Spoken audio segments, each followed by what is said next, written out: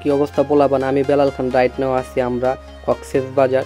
কক্সেস বাজার আমরা যেহেতু গিয়েছি 3 দিন 4 রাতের জন্য। আমরা কিভাবে হোটেল ভাড়া করলাম, আমরা তারপর হোটেল ভাড়া করে কিভাবে হোটেলে উঠলাম, আমাদের হোটেলটা কোথায়, বা আমরা হোটেলের বিচের সাথেই থাকি না কিংবা এই বিচের থেকে দূরে থাকি, পুরো ভিডিও দেখতে হলে বা পুরো ভিডিও না দেখলে আপনারা বুঝবেন না। পুরো ভিডিওটা দেখতে থাকেন, অবশ্যই বুঝতে পারবেন আমি কক্সবাজার কীভাবে গেলাম। আর যেহেতু মনে করেন আমার ভিডিওতে টুকিটাকি ঝামেলা থাকে, আপনারা সবাই ভালো করে জানেন। আমার ভিডিওটা না দেখলে আপনারা কখনোই বুঝবেন না। আর যারা যারা আমার ভিডিওটা দেখতেছেন অবশ্যই চেষ্টা করবেন পুরোটা দেখার জন্য, পুরোটা না দেখলে বুঝবেন। আর আমি যেহেতু আমরা 3 দিন কক্সবাজার আছে রেগুলার আমি ব্লগ করবো, অবশ্যই যারা যারা আমার ভিডিওটা দেখবেন পুরো ফুল দেখার।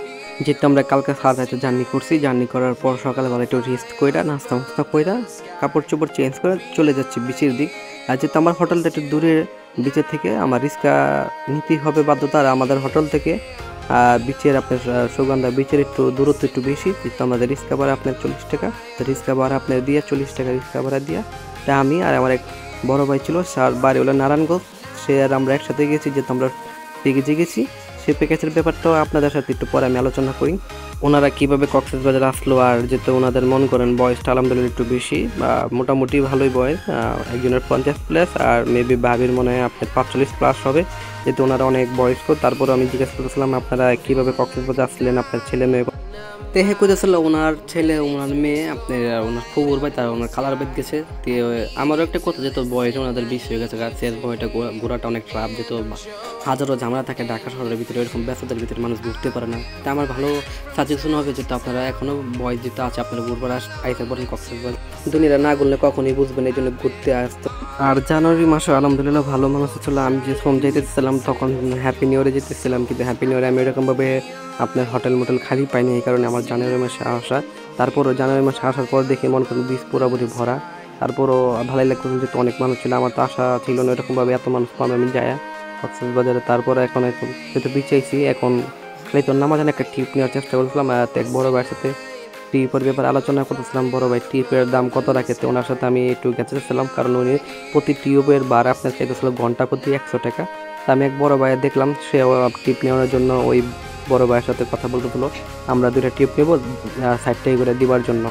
পরে ওই ভদ্রলোক কখনো মানে কোনো রকমভাবে আমার কথা বুঝতেছিল না। তারপরে উনি আমারে বললো উনিও চট্টগ্রামের, তো উনি একসাথে কথা বলতেছিল। পরে উনি আমারে বললো আমি কথা বলি, যেহেতু আমার চট্টগ্রামের ভাই, আমার কথা বলি আমার কথা ফোন করতে। উনিও ওনার চট্টগ্রামের বাসায় টিউব নিতেছিল, কারণ আমার কথাই বলতেছিল, তো আর তার কথাই মনে করেন রাজি হয়ে গেল কা।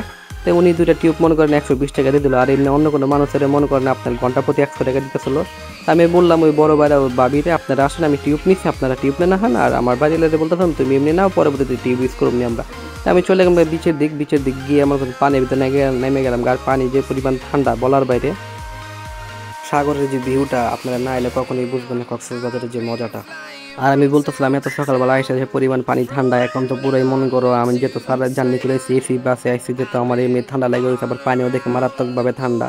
এখন আর কি করা, ঠান্ডা পানির ভিতরে নাহাই তুইব। আর আমি অস্ত্র যেহেতু মনে করেন গভীরে গেছিলাম, ঠান্ডা পরিমাণ আরও বাড়তেছিল, আর ঢেউর পরিমাণ আরও বেশি বাড়তেছিল। এখন আবার সামনে থেকে বলতেছিল মোবাইল সাবধানে ধরে, যেহেতু আমি ব্লক করেছি, মোবাইলটা নিয়ে পানির ভিতরে নামছি, মোবাইলটা পানির ভিতরে ডুবে গেলে কি শেষ। আর ব্লক করা হলো, আর আমার কক্সবাজার ট্যুর মনে করো পুরো ডুবে গেল। লেগে মোবাইলটা সুন্দর করে এমন করে টাইট করে 2টা ভিডিও করা শুরু করছে। আর অনেক ভারে ভারে বলতেছিল মোবাইলটা সাবধানে ধরে, যেহেতু পরিমাণ বড় বড় ডিউ হইতেছিল। আর আমার মনে করো যেহেতু আমি পানির ভিতরে নামছি, আমিও একলা এক গাওরা, আমিও একলা একভাবে একদিক সাঁতরাইতেছিলাম, কারণ আমার গাড়াই যাওয়া হইতে হইব, কারণ কক্সবাজার কিছু যদি গাড়াই মরে না যায় তাহলে চলবোই না, যেহেতু সমুদ্র এটা কোনো পুষ্কুনি না। আর সমস্ত দিক দিয়ে মানুষ অনেক সুন্দর এনজয় করছিল, অনেক ভালোই লাগছিল ভিউটা। যারা যারা আমার ফ্যামিলি মেম্বার আছে ইউটিউবে সাবস্ক্রাইবার কিনি, তারা সবাই জানে আমার ভিডিওর ভিতরে টুকটাক একটু ঝামেলা থাকে, ভয়েস নিয়ে ঝামেলা থাকে বা ভিডিও নিয়ে ঝামেলা থাকে, এটা এই ভিডিওর ভিতরে আছে।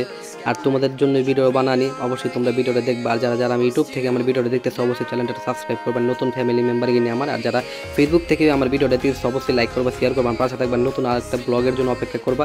আমি চেষ্টা করবো তোমাদের জন্য কিছু ভালো কিছু দেওয়ানোর জন্য। ধন্যবাদ আমার পাশে থাকার জন্য, পরবর্তী ব্লগের জন্য অপেক্ষা।